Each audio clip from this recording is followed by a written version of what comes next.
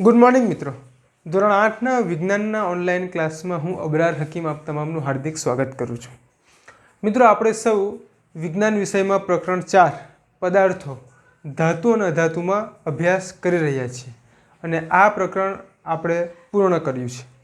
આ પ્રકરણમાં આપણે ઘણી ચર્ચાઓ કરી, જેમાં સૌપ્રથમ તો धातु पदार्थों कोने कहेवाय, अधातु पदार्थों कोने कहेवाय, तेमना भौतिक गुणधर्मों, तेमना रासायनिक गुणधर्मों ने रासायनिक गुणधर्मों में पण आपणे घणी प्रक्रियाओ जोई अने जेमां छेल्ले आपणे धातुनी एसिड साथेनी प्रक्रिया तेमज बेस साथेनी प्रक्रिया जोई हती अने धातु अने अधातुना उपयोगो जोया हता अने आ साथे आपणे आ प्रकरणने पूर्ण कर्युं हतुं। हवे मित्रों, आजे आपणे आगळ वधवानुं छे अने आ प्रकरणमां जे स्वाध्यायना प्रश्नो आप्या छे तेमनी आपणे चर्चा करवानी छे। आप तमामने विनंती कि जयरे आ विडियो तमे जुओ तो पोतानुं पाठ्यपुस्तक साथे राखो अने जेथी तमने समजवामां सरळता रहेशे। तो आज आपणे स्वाध्यायना प्रश्नोनी चर्चा करीशुं। तो आपणे चर्चाने शरूआत करीए।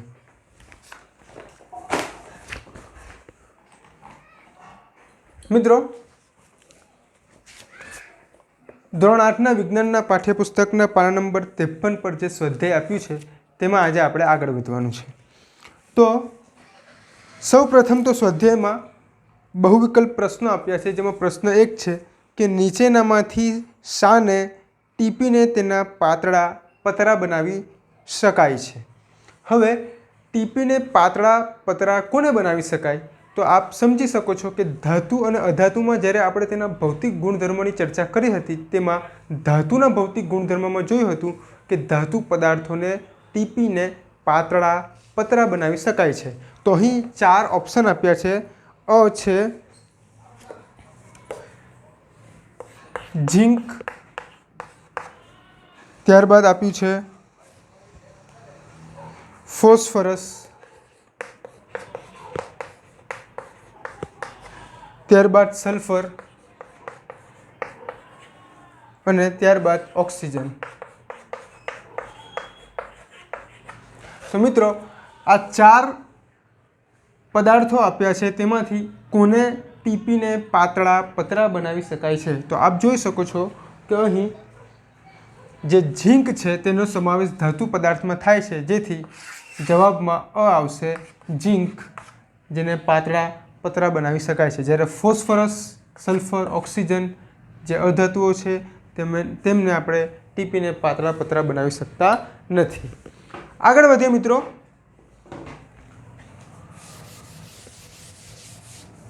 आगळनो प्रश्न है कि नीचेनामांथी कयुं विधान साचुं छे? 4 विधानों आप्या छे, जेमां पहेलुं विधान छे कि बधी ज धातुओने खेंची शकाय छे। शुं आ शक्य छे मित्रों?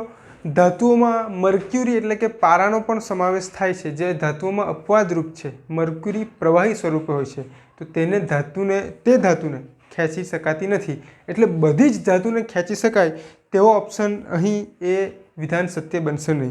त्यारबाद बीजो ऑप्शन छे बधी ज अधातुओने खेंची शकाय छे। अधातुओने सामान्य रीते खेंची शकाती नथी, बराबर छे, तो आ ऑप्शन पण आवशे नहीं। तीजो ऑप्शन छे कि सामान्य रीते धातुओने खेंची शकाय छे, बराबर छे, धातुओने आपणे खेंची शकीए छीए, तो आ ऑप्शन आवशे। કેટલીક ધાતુઓ છે સામાન્ય રીતે ધાતુઓને ખેંચી શકાય છે। हाँ, सामान्य रीते धातुओने खेंची शकाय छे।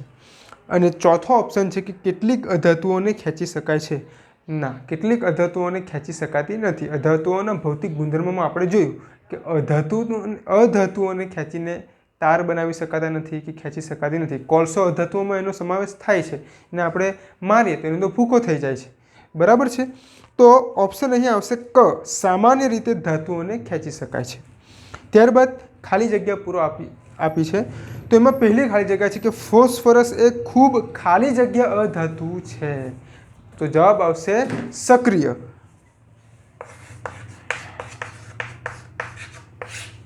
शा माटे फॉस्फरस ए सक्रिय धातु छे? कारण के फॉस्फरसने तमे हवामां खुल्लो राखो तो तरत ज ते हवा साथे प्रक्रिया करीने आग लागी शके छे, एटले फॉस्फरस खूब ज सक्रिय अधातुओ छे, बराबर छे। त्यारबाद आगळ वधीए मित्रों।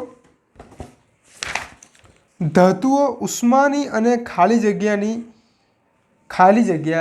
छे, बराबर छे। हवे ધાતુઓ ઉષ્માની અને વિદ્યુતની સુવાહક છે? અહીં જવાબ પહેલી ખાલી જગ્યામાં વિદ્યુત આવશે અને બીજી ખાલી જગ્યામાં સુવાહક આવશે. ધાતુઓ ઉષ્માની અને વિદ્યુતની સુવાહક છે. બરાબર છે. ત્યારબાદ આગળ છે ક ખાલી જગ્યા, આયન એ કોપર કરતાં ખાલી જગ્યા સક્રિય છે. આયન એટલે લોખંડ અને કોપર એટલે તાંબુ. લોખંડ એ તાંબુ કરતાં કેવી છે? તો કે સક્રિય છે. આપણે સક્રિયતાની શ્રેણી જોઈ હતી, જેમાં પ્રથમ હતી ઝીંક, ત્યારબાદ આયન અને ત્યારબાદ કોપર એટલે કે તાંબુ. તો જો આયન એ લોખંડ એટલે લોખંડ એ તાંબા કરતાં, આયન એ કોપર કરતાં કેવી છે? ગ્રેટર ધેન એટલે કે સક્રિય છે. બરાબર. તો અહીં જવાબ આવશે સક્રિય. ત્યારબાદ ડ છે, ધાતુઓ એસિડ સાથે પ્રક્રિયા કરીને ખાલી જગ્યા વાયુ બનાવે છે. આપણે એસિડ સાથેની જે પ્રક્રિયા જોઈ તેમાં આપણે જોયું કે ધાતુઓમાં એસિડ ઉમેરવામાં આવે તો કયો વાયુ ઉત્પન્ન થાય છે? તો આપ સમજી શકો છો કે હાઇડ્રોજન. તો આ થઈ ખાલી જગ્યા. આગળ વધીએ મિત્રો. આગળ આપ્યા છે નીચેના વિધાનો ખરા હોય તો ટી અને ખોટા હોય તો એફ કહો. બરાબર છે. જેમાં પહેલું વિધાન છે કે સામાન્ય રીતે અધાતુઓ એસિડ સાથે પ્રક્રિયા આપે છે. અધાતુઓ એસિડ સાથે પ્રક્રિયા આપે છે મિત્રો? નથી આપતા. એસિડ સાથે ધાતુ પદાર્થો પ્રક્રિયા આપે છે, અધાતુઓ પ્રક્રિયા આપતા નથી. તો પહેલા વિધાનમાં શું આવશે? એફ. ત્યારબાદ બીજું વિધાન છે કે સોડિયમ એ ખૂબ સક્રિય ધાતુ છે. બિલકુલ બરાબર છે. ટી. સોડિયમને જો તરત પાણીમાં સોડિયમને નાખો તો તરત જ ઢળાકો થશે. બરાબર છે. એટલે સોડિયમને શામાં રાખવામાં આવે છે? કેરોસીનમાં રાખવામાં આવે છે. એટલે સોડિયમ એ ખૂબ સક્રિય ધાતુ છે. ટી આવશે ટ્રુ અને આ ફોલ્સ. ઓકે. ત્યારબાદ ક છે કે કોપર એ ઝીંક સલ્ફેટના દ્રાવણમાંથી ઝીંકને વિસ્થાપિત કરે છે. મિત્રો અહીં ફોલ્સ આવશે. કોપર એટલે કે Cu, ઝીંક સલ્ફેટનું દ્રાવણ એટલે કે ZnSO4 ના દ્રાવણમાંથી ઝીંકને વિસ્થાપિત કરે છે. વિસ્થાપિત એટલે કે વિસ્થાપન પ્રક્રિયા, એટલે કે ઝીંકની જગ્યાએ કોપર જાય છે. ખોટી વાત. શા માટે અહીં આ પ્રક્રિયા થતી જ નથી? કારણ કે અહીં જો ઝીંક, ત્યારબાદ આયન અને ત્યારબાદ કોપર. તો કોપર કરતાં તો ઝીંક ખૂબ જ વધારે સક્રિય છે અને વધારે સક્રિય ધાતુની જગ્યાએ ઓછી સક્રિય ધાતુ લઈ શકતી નથી. એટલે ZnSO4માં કશી પ્રક્રિયા થતી નથી. હા, અહીં આવું હોય કે ઝીંક કોપર સલ્ફેટના દ્રાવણ સાથે પ્રક્રિયા કરે તો કોપરની જગ્યાએ ઝીંક ધાતુ વિસ્થાપન પ્રક્રિયા થઈ શકે છે. એટલે કે કોપર છૂટું પડે અને ઝીંક સલ્ફેટ બની શકે છે. પરંતુ અહીં જે આપણને આપ્યું તેમાં આ વિધાન ત્રીજામાં ફોલ્સ એટલે કે ખોટું આવશે. એટલે કે કોપર એ ઝીંક સલ્ફેટના દ્રાવણમાં ઝીંકને વિસ્થાપિત કરે છે. ખોટું. વિસ્થાપન પ્રક્રિયા થતી નથી. બરાબર છે. આગળ વધીએ. કોલસામાંથી તાર ખેંચી શકાય છે? બોલો મિત્રો. હવે આ તો કેવો પ્રશ્ન છે? કોલસામાંથી તાર ખેંચી શકાય? એને તો આપણે મારીએ તો ભૂકો થઈ જાય. બરાબર છે. તો આ થયા ખરા ખોટા. ચાલો હવે આગળ વધીએ મિત્રો. જ્યારે મિત્રો તમે ખાલી જગ્યા અથવા MCQ ખરા ખોટા વગેરે પ્રશ્નો કરો તો શા માટે ખરું થાય, શા માટે ખોટું થાય, એના કારણો તમને ખબર હોવા જોઈએ. Reason behind. બરાબર.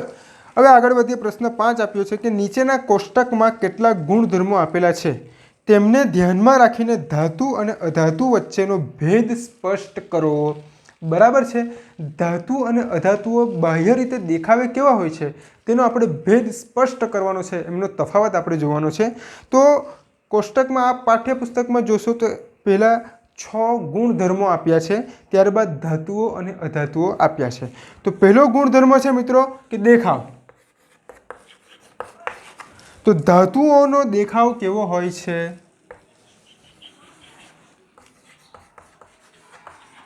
ધાતુઓ અને અહીં અધાતુઓ. હવે જુઓ મિત્રો કે ધાતુઓ દેખાવે કેવા હોય છે? તો ચળકાટ ધરાવે છે. ધાતુઓનો દેખાવ કેવો હોય છે? ચળકાટ ધરાવે છે. જ્યારે અધાતુઓ કેવા હોય છે? તાકે ઝાંખા હોય છે. બરાબર છે. ત્યારબાદ અહીં અધાતુઓમાં ઝાંખા હોય છે એમાં અપવાદ પણ છે કે હીરો અધાતુઓ છે, અધાતુ છે, પરંતુ તે ખૂબ જ ચળકાટ ધરાવે છે. બરાબર છે. ડાયમંડ. ઓકે. ત્યારબાદ બીજો ગુણધર્મ છે સખતપણું.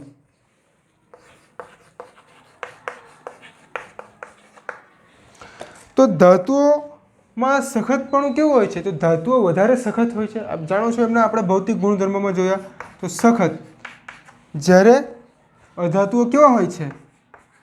નરમ હોય છે. બરાબર છે. ત્યારબાદ છે ટીપાઉપણું. ધાતુઓને આપણે ટીપીને પાતળા પતળા બનાવી શકાય છે. તો ધાતુઓના ટીપાઉપણામાં શું આવશે?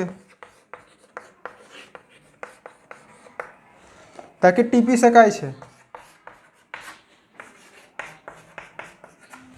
જ્યારે અહીં ટીપી શકાતા નથી. બરાબર છે. ત્યારબાદ ખેંચીને તાર બનાવી શકાય છે ધાતુઓમાં. પાઠ્યપુસ્તકમાં આપ જોઈ શકો છો, ખેંચીને તાર બનાવી શકાય છે. આ એનો ગુણધર્મ છે.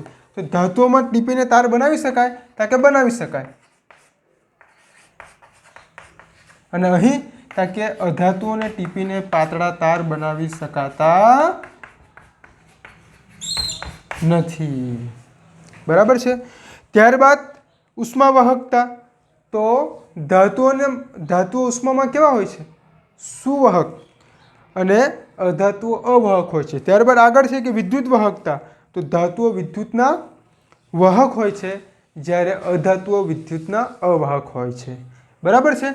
તો આ થયા પ્રશ્ન 5માં 6 ગુણધર્મ: દેખાવ, સખતપણું, ટીપાઉપણું, ખેંચીને તાર બનાવી શકાય છે, ઉષ્મા વાહકતા અને વિદ્યુત વાહકતા, જેનો આપણે ભેદ સ્પષ્ટ કર્યો. બરાબર છે. આગળ વધીએ મિત્રો.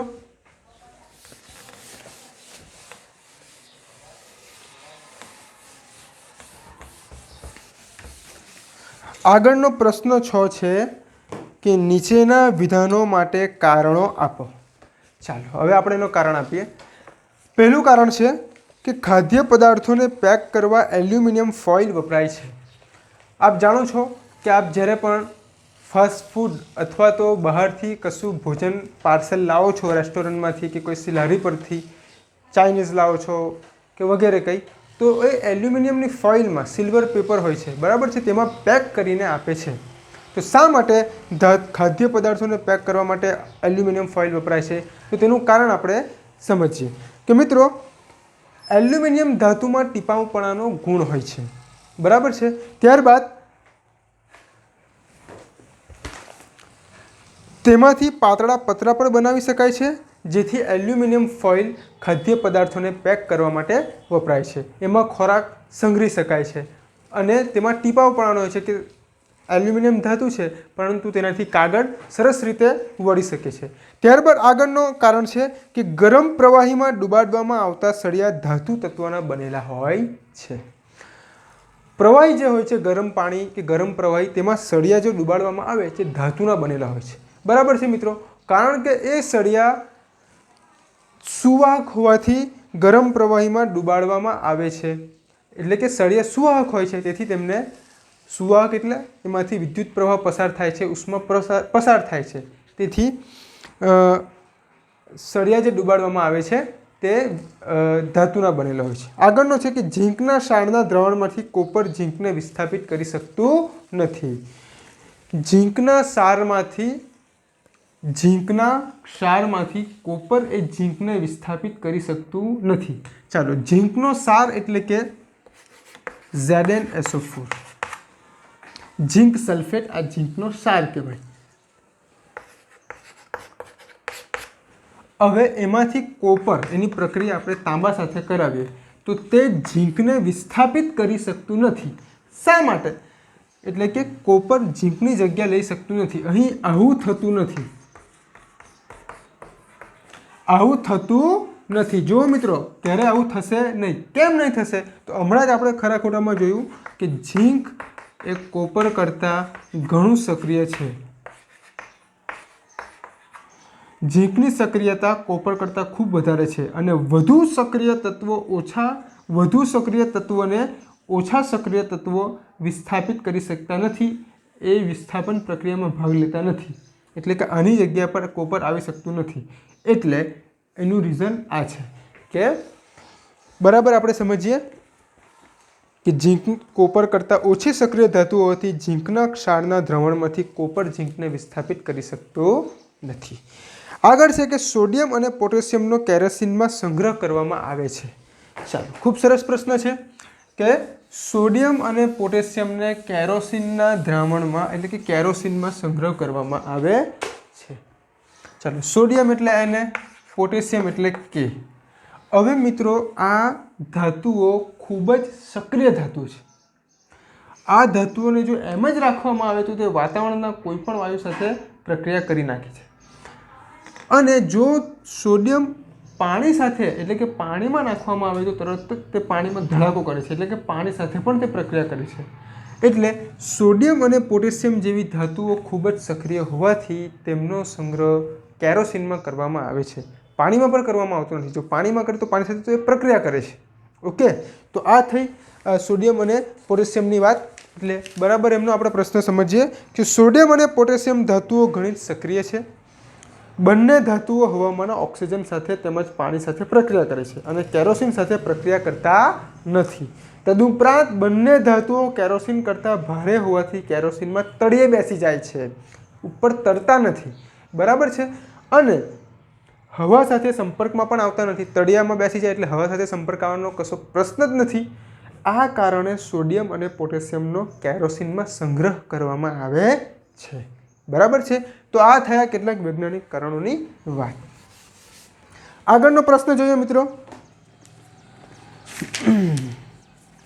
ચલો, આગળનો પ્રશ્ન 7. એક કારણ આપવામાં આવ્યું છે કે શું લીંબુના અથાણાને એલ્યુમિનિયમના વાસણમાં સંગ્રહી શકાય છે? સમજાવો. ચાલો, લીંબુનું જે દ્રાવણ છે, લીંબુનું જે અથાણું છે તેને એલ્યુમિનિયમના વાસણમાં સંગ્રહ કરી શકાય. હવે આપ સમજી શકો છો કે આપના ઘરે જો અથાણું બનાવતા હોય તો અથાણાને શામાં સંગ્રહ કરે? તો પહેલાં અથાણાની ચોક્કસ બરણીઓ આવતી, 2 કલરની, બ્રાઉન અને કોફી જેવો કલર અને વ્હાઇટ કલરની અથાણાની બરણી. તેમાં આપણે અથાણાને સંગ્રહ કરીએ. ત્યારબાદ હવે થોડી ટેકનોલોજી આવી અથવા મોડર્ન થયા તો પ્લાસ્ટિકની બરણીમાં એનો સંગ્રહ કરીએ. જો કે ઘણા ઘરોમાં એ અથાણાની બરણી હશે. અહીં પ્રશ્ન પૂછ્યો કે લીંબુનું અથાણું જે છે તેને એલ્યુમિનિયમના વાસણમાં સંગ્રહી શકાય? તો કે ના, સંગ્રહી શકાતું નથી. શા માટે નહીં સંગ્રહી શકાય? તો જુઓ મિત્રો, એલ્યુમિનિયમ એ ધાતુ છે. કોણ? કે એલ્યુમિનિયમ. આ એલ્યુમિનિયમની સંજ્ઞા છે. અને લીંબુનું અથાણું, તો મિત્રો લીંબુ એ એસિડિક પ્રકૃતિ ધરાવે છે. સમજો, લીંબુમાં કયો એસિડ રહેલો છે? તો કે સાઇટ્રિક એસિડ. હવે આ એસિડ છે લીંબુમાં રહેલો અને એને આપણે એલ્યુમિનિયમના સંગ્રહ કરીએ તો શું થાય? આપણે સમજી ગયા કે ધાતુઓ તો એસિડ સાથે પ્રક્રિયા કરે છે અને હાઇડ્રોજન વાયુ બનાવે છે. તો લીંબુના અથાણાને જો એલ્યુમિનિયમના વાસણમાં રાખવામાં આવશે તો શું થશે? તો એ લીંબુનું અથાણું એલ્યુમિનિયમના વાસણ સાથે પ્રક્રિયા કરશે. પ્રક્રિયા કરશે તો શું થાય? તો કે હાઇડ્રોજન વાયુ ઉત્પન્ન થાય. હવે હાઇડ્રોજન વાયુ ઉત્પન્ન થશે તો આપણે તો પેલું ઢાંકણ બંધ છે, બરાબર છે, એલ્યુમિનિયમનું પાત્રવાળું ઢાંકણ. તો અંદરને અંદર એ અથાણું પ્રક્રિયા કરીને છેવટે શું થશે? તો કે ફૂગ ચડી જશે અથવા લીંબુનું અથાણું ઉતરી જશે, બગડી જશે. એટલા માટે લીંબુના અથાણાને એલ્યુમિનિયમના વાસણમાં સંગ્રહ કરી શકતા નથી. લીંબુનું અથાણું હોય, કેરીનું અથાણું હોય, ગમે તેવા અથાણા હોય, આપણા ઘરે જો અથાણા આપણે બનાવતા હોઈએ અથવા સંગ્રહ કરતા હોઈએ તો તેને ચોક્કસ પ્લાસ્ટિકની બરણીમાં અથવા તો અથાણાની જે સ્પેશિયલ બરણીઓ આવે છે તેમાં આપણે તેનો સંગ્રહ કરીએ છીએ. ચાલો, આગળ આપણે જોઈએ. આ બધા કારણો તમારે વ્યવહારિક રીતે પણ યાદ રાખવા જોઈએ કે શા માટે આવું થાય. બરાબર છે. પોતે હંમેશા પ્રશ્ન પૂછતા રહો. ચલો, આગળનો પ્રશ્ન જોઈએ કે કોલમ એમાં આપેલા પદાર્થોની કોલમ બીમાં આપેલા તેના ઉપયોગો સાથે યોગ્ય જોડી બનાવો. ચાલો,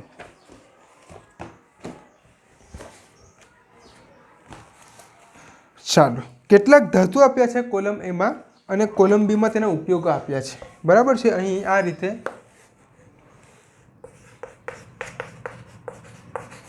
કોલમ એ અને કોલમ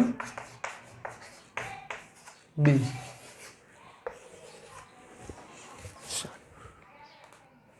કોલમ એમાં સોનું ત્યારબાદ આયર્ન,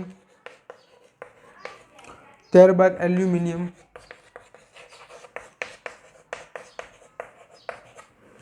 ત્યારબાદ કાર્બન, કોપર અને છેલ્લે મર્ક્યુરી એટલે કે પારો. 1 2 3 4 5 ને 6 ધાતુ આપ્યા છે અને અહીં તેના ઉપયોગ આપ્યા છે. હવે જો ઘણા બધા ઉપયોગો છે. તો સોનુનો ઉપયોગ થર્મોમીટર, વિદ્યુત તાર, ખાદ્ય પદાર્થોનો સંગ્રહ કરવો, આભૂષણો, યંત્રો અને બળતણ, આટલા 6 આપણને કોલમ બીમાં આપ્યા છે. તો એમાંથી જુઓ મિત્રો, સોનુનો ઉપયોગ ક્યાં થશે? તો કે આભૂષણો બનાવવા માટે. આભૂષણો એટલે જ્વેલરી. ઓકે, જ્વેલરી આપણે બનાવીએ છીએ. સોનાની અંગૂઠી હોય છે, વીંટી, સોનાનો હાર હોય છે, કાનમાં પહેરવાના સોનાના બુટ્ટી, કડા વગેરે જે પણ હાથમાં પહેરવાના કડા. તો સોનું ધાતુ છે તેનો ઉપયોગ આભૂષણો બનાવવામાં થાય છે. ત્યારબાદ છે આયર્ન. આયર્ન એટલે લોખંડ. તો અહીં જે કોલંબીમાં ઘણા બધા એના ઉપયોગો છે. તેમાંથી આયર્ન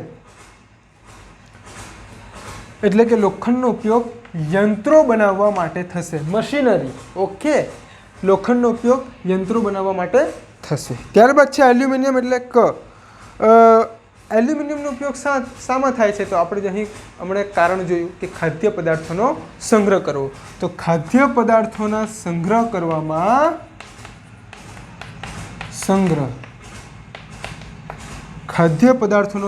કરવામાં એલ્યુમિનિયમનો ઉપયોગ થાય છે. આયર્ન યંત્રો બનાવવામાં, સોનાના આભૂષણો બને છે. કાર્બનનો ઉપયોગ શામાં થાય છે? તો મિત્રો કાર્બનનો ઉપયોગ થાય છે બળતણ તરીકે. બળતણમાં કાર્બનનો ઉપયોગ થાય છે. કાર્બનનું એક સ્વરૂપ છે કોલસો, અને કોલસાનો આપણે બળતણમાં ઉપયોગ કરીએ છીએ. વીજળી ઉત્પન્ન કરવામાં પણ કોલસાના બળતણ તરીકે ઉપયોગ થાય છે. અહીં નજીકમાં જ એક ખૂબ સરસ મોટો કોલસાનો પ્લાન્ટ છે. બરાબર છે. ત્યારબાદ કોપર એટલે કે તાંબુ. તાંબાનો ઉપયોગ થાય છે વિદ્યુત તાર બનાવવા માટે.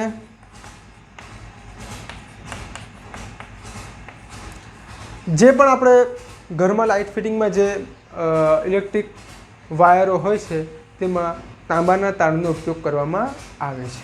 ઘણા તારમાં તાંબાના વિદ્યુત તાર તરીકે ઉપયોગ થાય છે અને ઘણી જગ્યાએ બીજા ધાતુનો ઉપયોગ થાય છે. તો તાંબાનો એટલે કે કોપર વિદ્યુત તાર તરીકે તેનો ઉપયોગ થાય છે.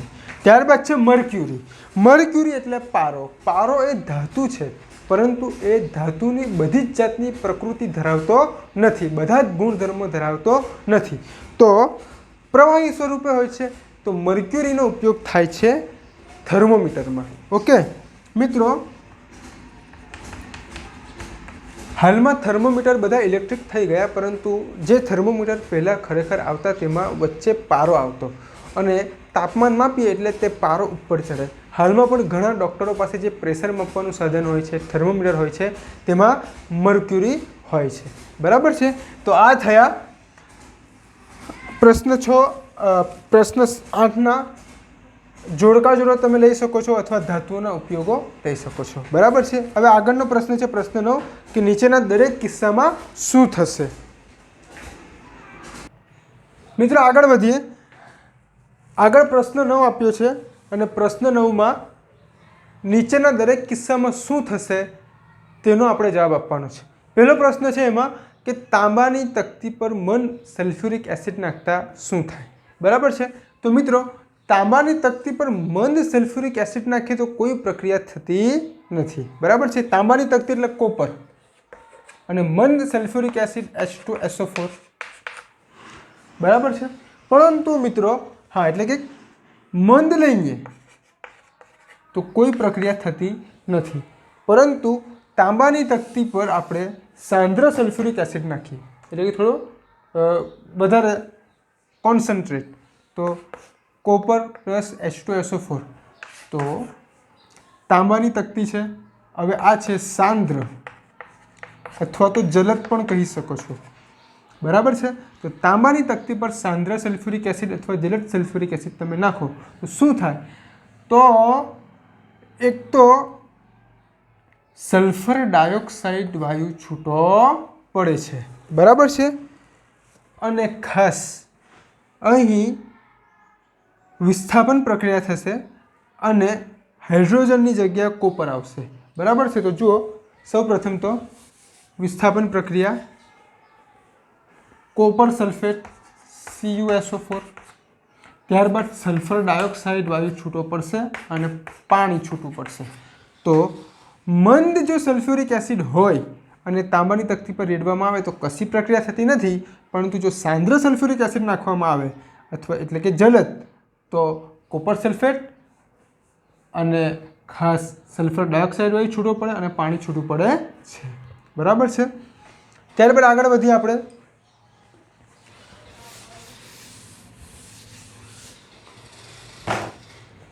આગળનો પ્રશ્ન છે કે લોખંડની ખીલીઓને કોપર સલ્ફેટના દ્રાવણમાં ડુબાડતા તેમાં થતી પ્રક્રિયાનું સમીકરણ શબ્દોમાં લખો।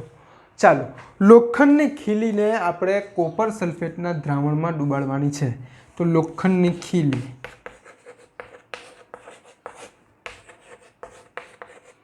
તેને કોપર સલ્ફેટના દ્રાવણમાં ડુબાડવાની છે।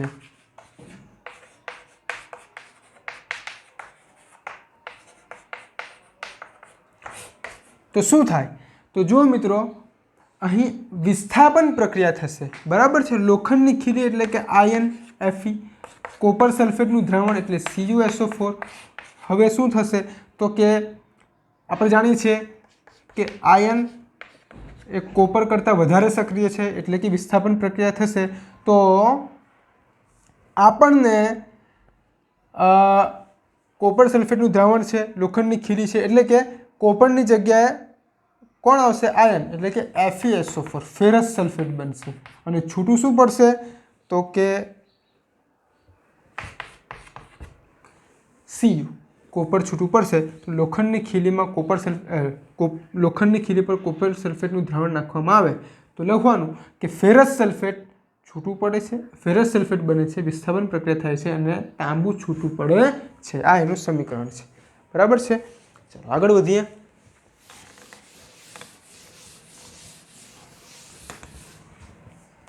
આગળનો પ્રશ્ન છે કે સલોનીએ કોલસાના ટુકડાને ગરમ કર્યો તથા ઉત્પન્ન થયેલા વાયુને કસનળીમાં લીધો।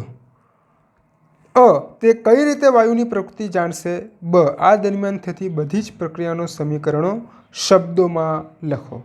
ચાલો, સલોનીએ કોલસાનો ટુકડો લીધો છે, બરાબર છે, અને કોલસાના ટુકડાને ગરમ કર્યો છે, તો ઉત્પન્ન થયેલા વાયુને તે કઈ રીતે વાયુની પ્રકૃતિ જાણશે, બરાબર છે। વાયુના ગુણધર્મો કઈ રીતે સલોની જાણશે કોલસાના ટુકડાને ગરમ કરતા? તો સૌપ્રથમ તો વાયુની પ્રકૃતિ જાણવા તેમાં ભીના લાલ અને ભૂરા લિટમસ પત્રો ઉતારશે। આ વાયુ ભૂરા લિટમસને લાલ બનાવશે। આ વાયુ એસિડિક પ્રકૃતિ ધરાવે છે, બરાબર છે। તો કોલસાના ટુકડાને ગરમ કરતા તેને કસનળીમાં લેવામાં આવે અને ત્યારબાદ તેમાં લાલ અને ભૂરું લિટમસ પેપર ઉતારશે, તો ભૂરું લિટમસ પેપર લાલ બનશે, બરાબર છે, એટલે કે એસિડિક પ્રકૃતિ ધરાવે છે। ચાલો, બીજો પ્રશ્ન છે એમાં કે આ દરમિયાન થતી બધી જ પ્રક્રિયાઓના સમીકરણો શબ્દોમાં લખો। તો આ દરમિયાન કઈ કઈ પ્રક્રિયા થાય છે તેના સમીકરણ આપણે લખવાના છે કે સૌપ્રથમ તો કોલસો, કોલસાને ગરમ કરીએ એટલે કે ગરમી આપીએ, તો કોલસાને ગરમી આપીએ એટલે કે ઓક્સિજન વાયુ, O2 એટલે ઓક્સિજન વાયુ, કોલસો એટલે કે કાર્બન છે, બરાબર છે। તો એક તો કાર્બન ડાયોક્સાઇડ વાયુ છૂટો પડશે,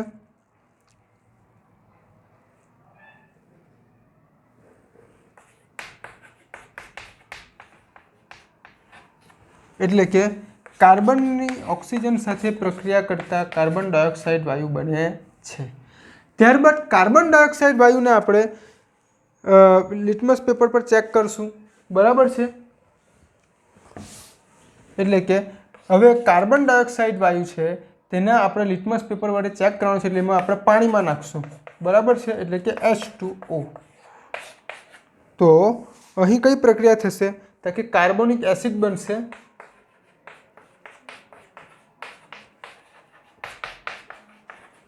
અને આ કાર્બોનિક એસિડ બનશે એટલે કે લાલ લિટમસ પેપર અને ભૂરું લિટમસ પેપર નાખશો તો ભૂરું લિટમસ પેપર લાલ બનશે, એટલે કે એસિડિક પ્રકૃતિ ધરાવે છે, બરાબર છે। તો આ થયું પ્રશ્ન 9ની વાત કરી, 10ની વાત કરી, હવે છે પ્રશ્ન 11। ચાલો, પ્રશ્ન 11 છે કે એક દિવસ રીટા તેની માતા સાથે સોનીને ત્યાં ગઈ। બરાબર છે, રીટા નામની છોકરી તેની માતા સાથે, મમ્મી સાથે સોનીને ત્યાં ગઈ। તેની માતાએ સોનીને સોનાના જૂના આભૂષણો પોલિશ કરવા માટે આપ્યા। બીજે દિવસે જ્યારે તેઓ આભૂષણો પાછા લેવા આવ્યા ત્યારે તેમને તેનું વજન થોડુંક ઓછું લાગ્યું। શું તમે વજનમાં થયેલા આ ઘટાડાનું કારણ આપી શકશો? ચાલો, શા માટે, એટલે કે આપણે નવું સોનું લઈએ છીએ, ઘરમાં મમ્મી લઈએ છીએ, ઘણા વખત સુધી પહેરીએ છીએ, ત્યારબાદ થોડો સમય જતાં તેના ઝાંખા પડી જાય છે, તો આપણે તેને પોલિશ કરાવીએ છીએ અને પોલિશ કરવા માટે સોનીને આપીએ છીએ। તો રીટા એવી જ રીતે એના મમ્મી સાથે સોનીને ત્યાં પોલિશ કરાવવા ગઈ અને પોલિશ કરીને જ્યારે આવ્યા તો એમાં થોડો વજનમાં ઘટાડો લાગ્યો। બરાબર છે, શા માટે આવું થયું? એનું કારણ છે મિત્રો કે સોનું રાસાયણિક દ્રષ્ટિએ લગભગ નિષ્ક્રિય છે। રાસાયણિક રીતે સોના પર કશી જ અસર થતી નથી। ધાતુ એટલે સોનું ધાતુ તો છે, પરંતુ એસિડ સાથે કે બેઝ સાથે સોનાની પ્રક્રિયા થતી નથી। બરાબર છે, નિષ્ક્રિય ધાતુ છે। ત્યારબાદ સોનાના આભૂષણો બનાવવા માટે સોનામાં થોડાક પ્રમાણમાં તાંબુ ઉમેરવામાં આવે છે, કારણ કે સોનું ઘણી જ નરમ ધાતુ છે। બરાબર છે મિત્રો, શુદ્ધ સોનું 24 કેરેટનું હોય છે। બરાબર છે, પરંતુ 24 કેરેટનું જે શુદ્ધ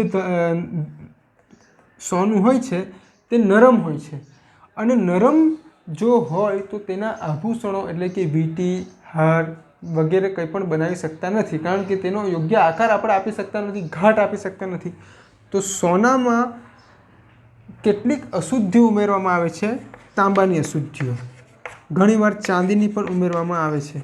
તો આવી અશુદ્ધિઓ 24 કેરેટ સોનામાં ઉમેરીને તેને 22 કેરેટ સુધી લઈ જવામાં આવે છે, અને 22 કેરેટ સોનાના આભૂષણો એ સ્ટેબલ હોય છે, એટલે કે તેના આપણે આભૂષણો બનાવી શકાય છે। બરાબર છે, તો જુઓ મિત્રો, સૌપ્રથમ તો સોનું નિષ્ક્રિય ધાતુ છે, શુદ્ધ સોનું નરમ ધાતુ છે, તેમાં તાંબાની અશુદ્ધિ ઉમેરવામાં આવે છે। ત્યારબાદ શું કરવામાં આવે છે કે સોનામાં રહેલા તાંબાને કારણે સમય જતાં તાંબાની વાતાવરણના વાયુઓ સાથેની પ્રક્રિયાને કારણે સોનું ઝાંખું પડે છે। જ્યારે સોનાના આભૂષણોને પોલિશ કરવામાં આવે છે ત્યારે આ ઝાંખું નહિવત પણ દૂર થાય છે, જેના કારણે સોનાના આભૂષણો વજનમાં નહિવત ઘટાડો થાય છે। હવે સમજો કે 22 કેરેટ સોનામાં તાંબાની અશુદ્ધિ છે।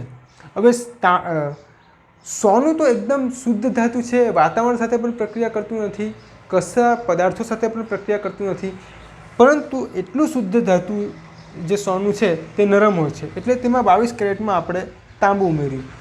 સોનું શુદ્ધ છે તે પ્રક્રિયા કરતું નથી, પરંતુ તાંબુ જે છે તે વાતાવરણ સાથે પ્રક્રિયા કરે છે, એટલે સમય જતાં સોનામાં રહેલું આ જે તાંબુ છે તે પણ ઝાંખું પડે છે, અને તેને આપણે પોલિશ કરીએ એટલે એમાં આ પડ ખવાતું જાય છે, જેમ જેમ પોલિશ કરીએ તેમ તેમ। એટલે રીટાને એવું લાગ્યું, શા માટે એવું લાગ્યું કે વજનમાં ઘટાડો થયો? તો આ કારણ છે કે સોનામાં રહેલી તાંબાની અશુદ્ધિ ધીરે ધીરે પોલિશ કરવાથી ખવાતી જાય છે, એનું પડ દૂર થતું જાય છે, તેથી આપણને સોનામાં વજનમાં ઘટાડો નોંધાય છે। બરાબર છે મિત્રો, તો લગભગ આ 11 પ્રશ્નોની આજે આપણે સ્વાધ્યાયના પ્રશ્નોની ચર્ચા કરી। તો આ દરેક પ્રશ્નો સ્વાધ્યાય સમગ્ર તમારે પોતાની નોંધ પોથીમાં એનું નોંધ કરવાની છે અને વાંચવાની છે, અને સરસ આ ચેપ્ટરની આપણે સમજૂતી મેળવી આને તમારે કારણ સહિત યાદ રાખવાનું છે। હું આશા રાખું છું કે આ ચેપ્ટરમાં આપને બરાબર સમજ પડી હોય, તો આજે આપણે આ સમગ્ર પ્રકરણને બરાબર પૂર્ણાહુતિ આપીએ। આજે આ સમગ્ર ચેપ્ટર પ્રકરણ પદાર્થો, ધાતુ અને અધાતુ તેના સ્વાધ્યાયના પ્રશ્નો સહિત અહીં પૂર્ણ થાય છે। Thank you so much.